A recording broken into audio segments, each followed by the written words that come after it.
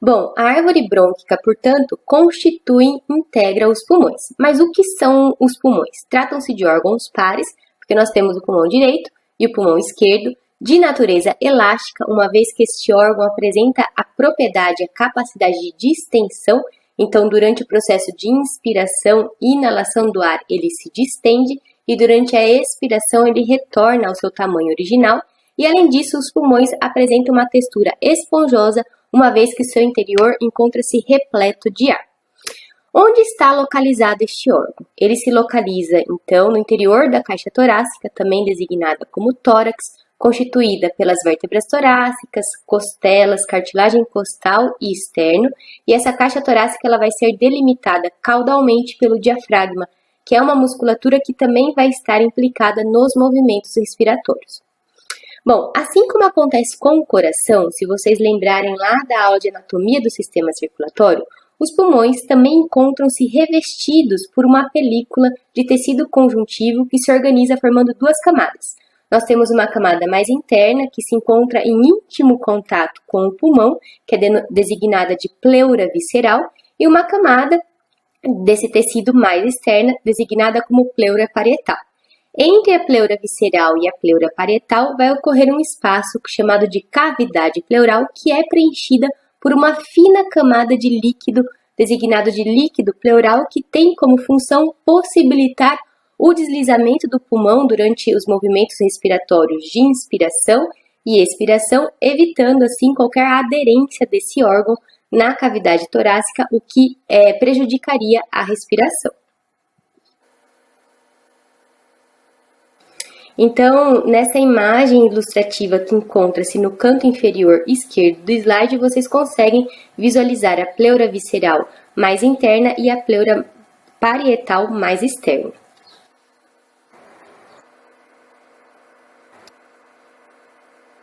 Então, aqui neste próximo slide, nós temos uma imagem ilustrativa novamente da caixa torácica, então representada pelas costelas lateralmente, e pelo diafragma caudalmente. No interior da caixa torácica nós conseguimos ver a traqueia, sua região de bifurcação, formando os brônquios primários direito e esquerdo, e os pulmões direito e esquerdo revestidos pelas pleuras, visceral, parietal, ocorrendo a cavidade entre essas pleuras, a cavidade pleural, no interior da qual ocorre uma fina camada de líquido pleural. Vale ressaltar que no interior da cavidade pleural não ocorre ar, então a pressão interpleural, a pressão no interior dessa cavidade pleural, ela vai ser negativa, facilitando assim sempre a entrada de ar nos pulmões, facilitando o processo de inspiração, de inalação do ar.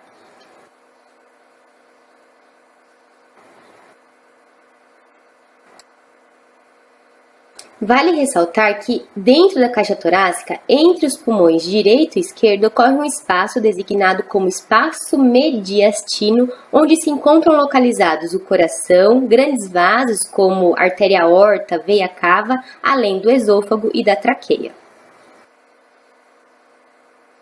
Como vocês podem visualizar nestas imagens ilustrativas.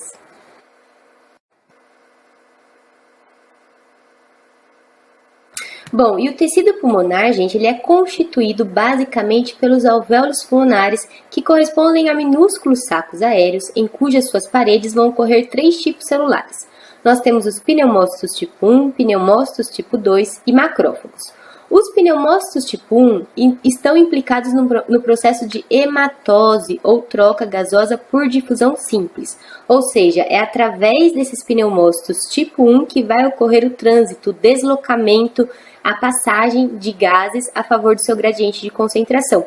Então, nós teremos o gás carbônico que se encontra em grande concentração no sangue venoso, que alcança esses alvéolos, atravessando a parede do capilar, e os pneumócitos do tipo 1 em direção ao lúmen do alvéolo.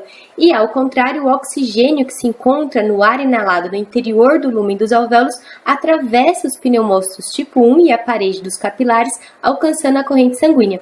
Este oxigênio vai ser transportado pelas hemácias, ele vai se ligar à hemoglobina no interior das hemácias e ser transportado então para todas as células que constituem o corpo animal para a oxigenação dos diferentes tecidos que constituem o corpo animal.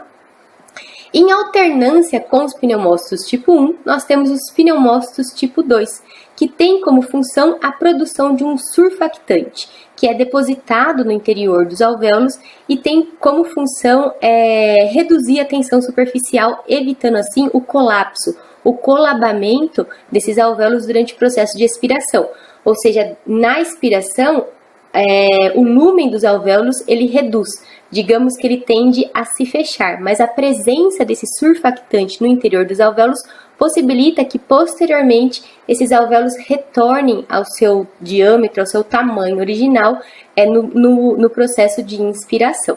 Então a presença desse surfactante evita que os alvéolos colabem, que ocorra o colapso dos alvéolos pulmonares.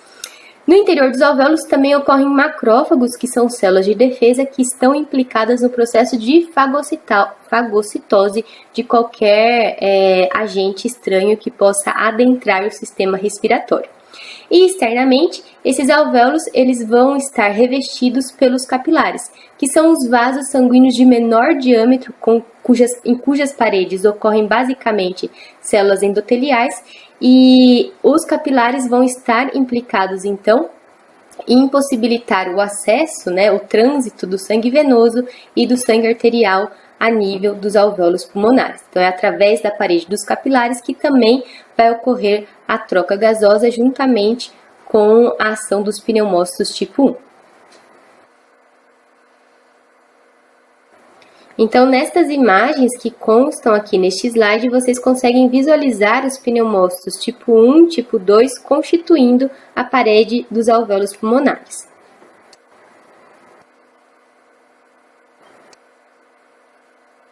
Então, nós já vimos anteriormente que o tecido pulmonar ele é constituído basicamente pelos alvéolos pulmonares, que se organizam em sacos alveolares e, juntamente com dutos alveolares e bronquíolos, eles se dispõem em lobos. Então, assim como acontece com o fígado lá no sistema digestório, os pulmões também são constituídos por lobos. Então, nós temos o lobo caudal, lobo cranial, lobo acessório e lobo médio, e a disposição e a presença ou ausência desses lobos vai ser variável entre as espécies, conforme nós veremos nos próximos slides.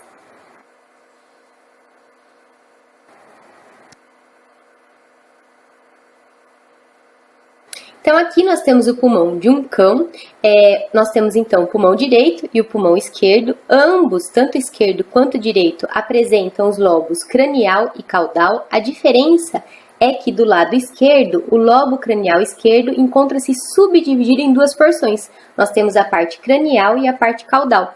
Já do lado direito, nós temos o lobo cranial direito, íntegro, sem essas subdivisões, o lobo caudal direito, e entre esses dois lobos nós temos o lobo médio. E ainda abaixo, atrás do lobo caudal, como vocês podem observar na segunda imagem, nós temos o lobo acessório, então, no pulmão direito.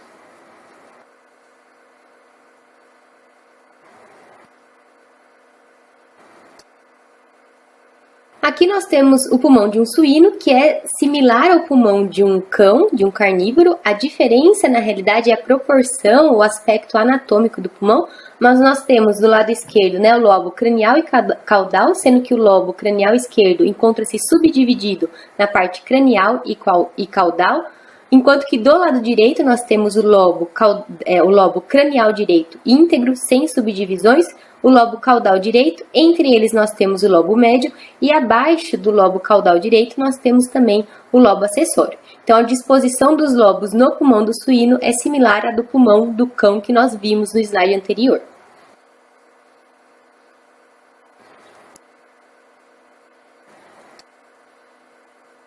Agora, o pulmão do ruminante, conforme vocês podem observar nesta imagem, se difere do pulmão do carnívoro e do suíno pelo fato do lobo cranial direito também apresentar as subdivisões em parte cranial, parte caudal, e eles também não vão apresentar um lobo acessório. Então, o pulmão esquerdo nós teremos o lobo cranial esquerdo subdividido em parte cranial, caudal, e o lobo caudal esquerdo, e do lado direito nós temos o lobo cranial direito dividido em parte cranial caudal, lobo médio e o lobo caudal direito. Além da ausência do lobo acessório.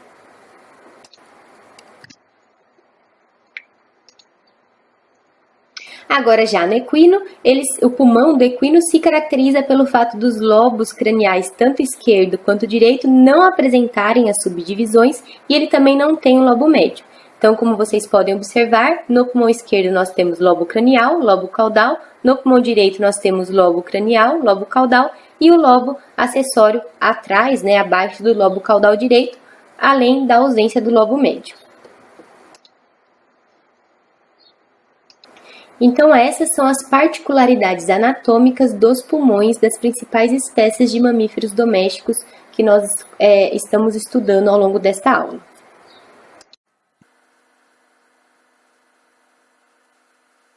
Agora, com relação às propriedades físicas dos pulmões, conforme nós já conversamos rapidamente anteriormente, os pulmões apresentam duas propriedades importantes, que é a complacência e a elasticidade.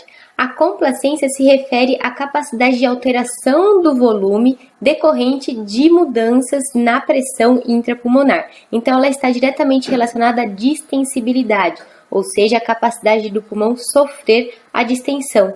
E elasticidade é a capacidade deste órgão retornar ao seu tamanho original após essa distensão. Então, são essas as propriedades que possibilitarão os movimentos respiratórios de inspiração e expiração.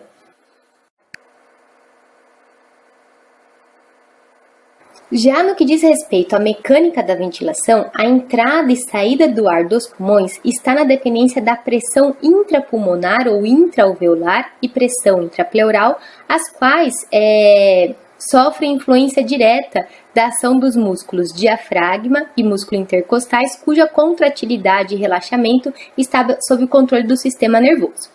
Então tá. Com relação aos músculos envolvidos, então, no controle da respiração, nós temos o diafragma, que faz a delimitação caudal da caixa torácica, e os músculos intercostais, que se dispõem de maneira oblíqua entre as costelas.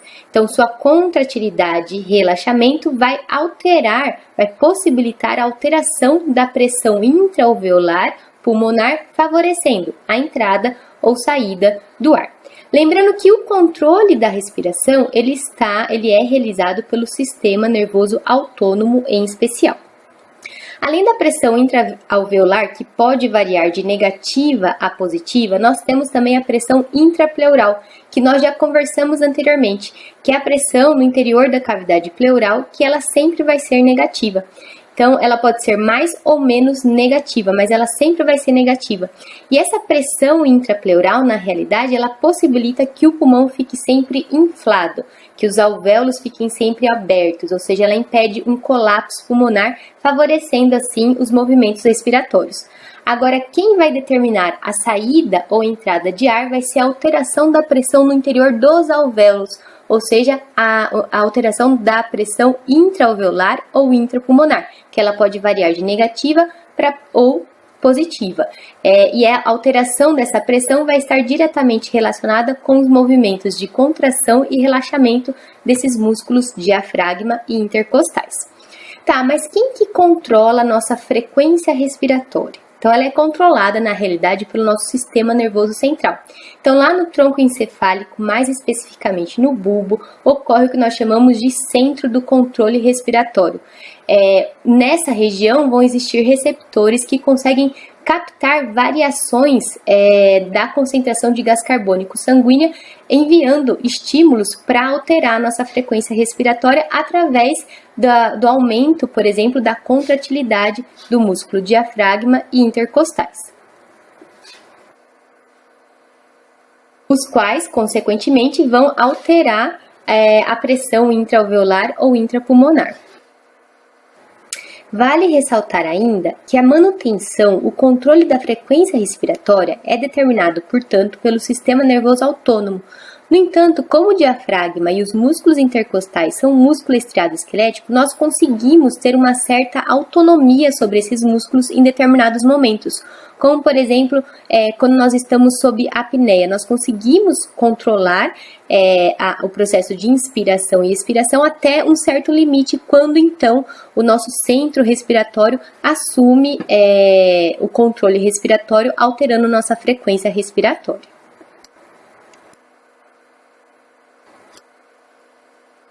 Então, quais são os eventos que ocorrem durante a inspiração? Lembrando que a inspiração é a entrada do ar no sistema respiratório. Então, o nosso centro respiratório vai detectar um aumento do nível da concentração de gás carbônico sanguínea e vai mandar estímulos para que ocorra uma contração do diafragma. O diafragma ele vai se contrair e baixar. Os músculos intercostais também se contraem durante a inspiração e elevam as costelas. Consequentemente, a gente tem um aumento do volume do tórax. A pressão intrapleural, que é sempre negativa, se torna ainda mais negativa. Os pulmões se expandem e, consequentemente, a pressão intrapulmonar também se torna negativa. A pressão intrapulmonar se torna menor que a pressão atmosférica e, consequentemente, o ar tende a entrar no nosso sistema respiratório, ou seja, o ar tende a entrar para os pulmões, no processo da inspiração.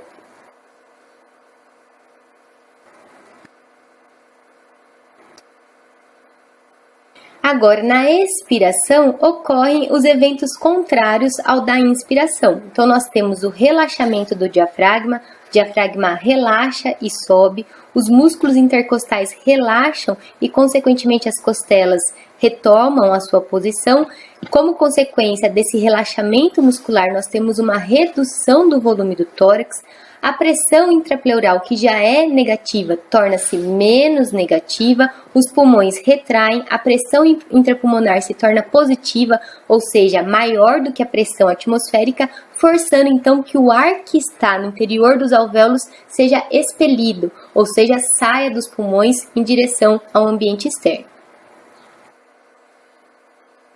Então, esses são os eventos que caracterizam a expiração, que é a eliminação do ar do sistema respiratório.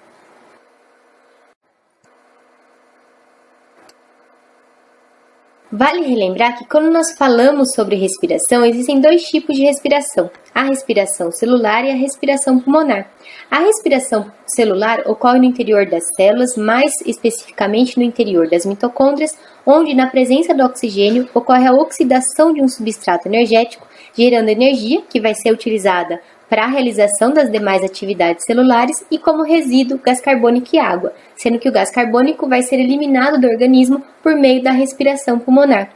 E a respiração pulmonar envolve as trocas gasosas entre o ar atmosférico e o sangue que ocorre a nível dos alvéolos. Tá? Então, essa respiração pulmonar, a hematose, ela vai ocorrer por diferença de concentração, ou seja, por difusão simples do oxigênio que está no interior dos alvéolos, que passa através das membranas alveolar e endotelial para o interior dos capilares, e do gás carbônico que está no interior dos capilares e que atravessa essas membranas em direção ao interior dos alvéolos para ser eliminado do organismo.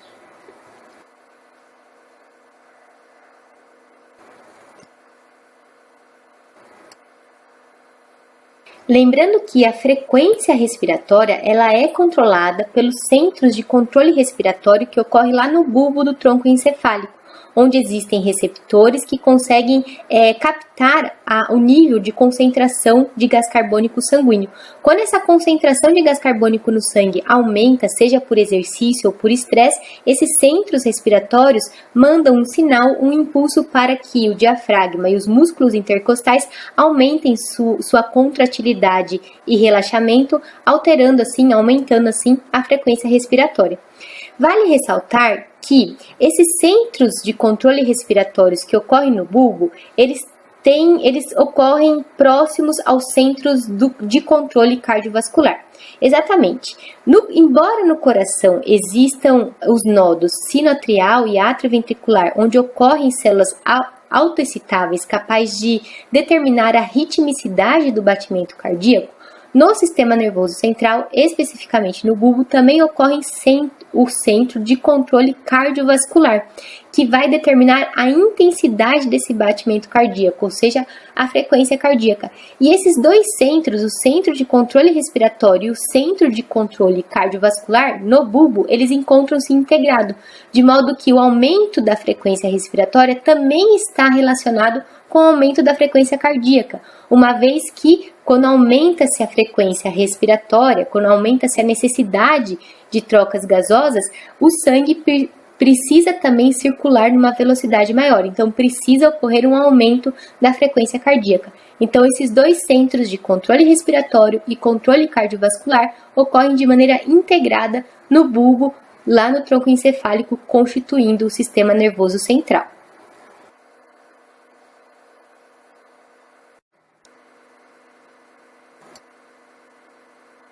Então é isso que nós tínhamos para conversar a respeito da anatomia do sistema respiratório nos mamíferos domésticos. Agora eu vou apresentar para vocês uma breve comparação com relação ao sistema respiratório nas aves e nos peixes.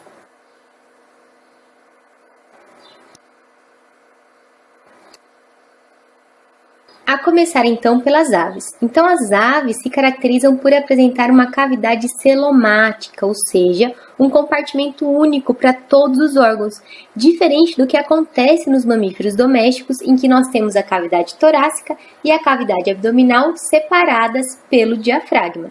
E isso vai ter uma implicação na anatomia do seu sistema respiratório.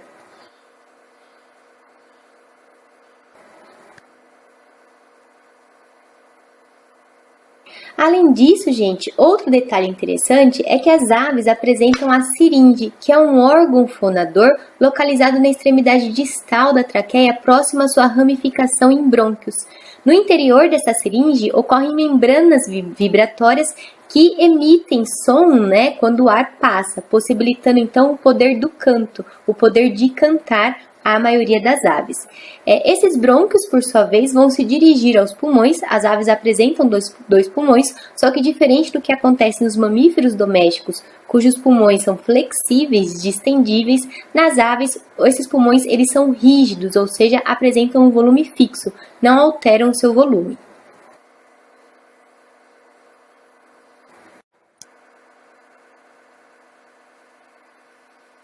Associados a esses pulmões rígidos, ocorrem ainda nas aves os sacos aéreos, que são estruturas tubulares de parede fina, complacentes, que se originam a partir dos brônquios e que também estão associados com alguns ossos pneumáticos.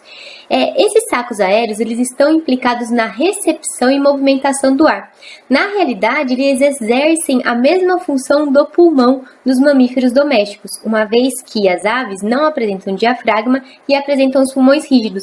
Então, a circulação do ar nos movimentos de inspiração e expiração no sistema respiratório das aves vai ser possível devido à alteração de pressão no interior desses sacos aéreos. Acredita-se ainda que esses sacos aéreos também estão implicados na redução da densidade animal, possibilitando o voo, e também participam da regulação da temperatura corpórea.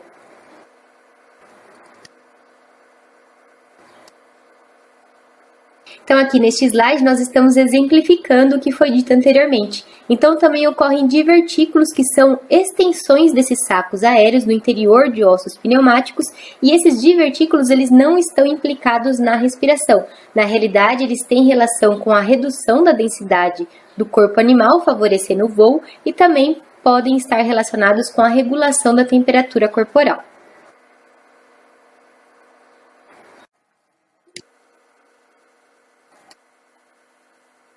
Então, a traqueia se bifurca, originando os brônquios primários. Estes, por sua vez, se subdividem, originando os brônquios secundários, que sofrem ramificações, originando os brônquios terciários, também designados como parabrônquios.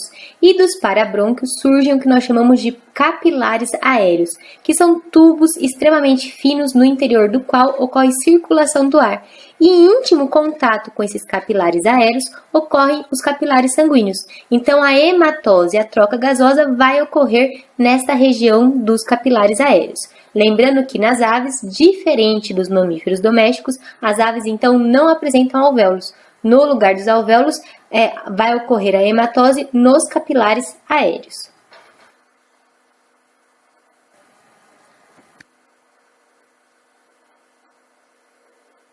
Com Considerando ainda que as aves não apresentam diafragma, a entrada e saída do ar no sistema respiratório vai ser determinada, ou seja, ela vai acontecer às custas da contratilidade e relaxamento dos músculos associados às costelas e ao externo, possibilitando então a expansão e retração da cavidade corporal, a qual vai ter uma implicação direta na pressão interna dos sacos aéreos, possibilitando a entrada ou saída do ar do sistema respiratório.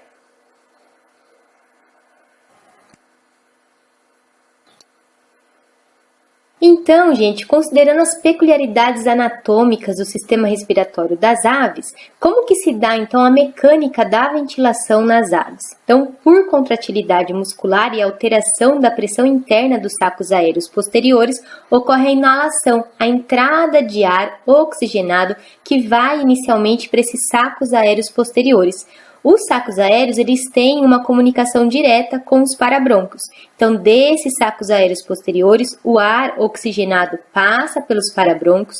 Nos capilares aéreos ocorre a hematose, então a difusão de oxigênio dos capilares aéreos para os capilares sanguíneos e a difusão de gás carbônico dos capilares sanguíneos para os capilares aéreos.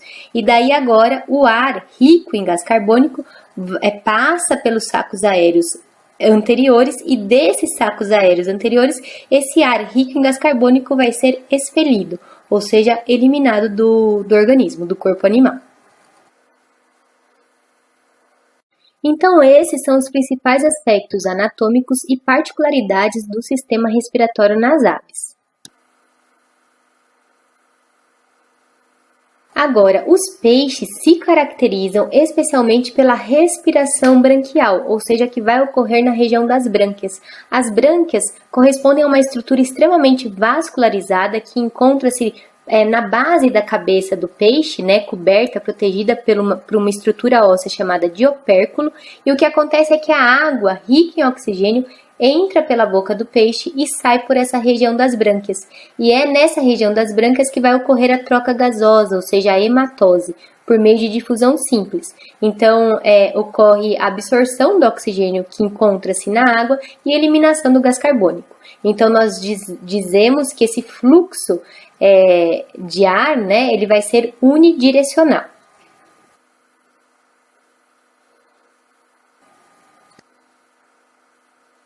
Então, esta imagem só está mostrando com mais detalhes o processo da hematose, a troca gasosa, que nos peixes com respiração branquial ocorre nas brânquias.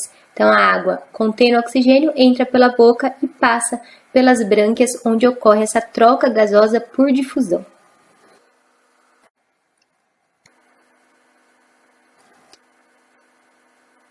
Existe na natureza ainda um grupo de peixes ósseos ditos pulmonados, que apresentam brânquias reduzidas e pulmões primitivos.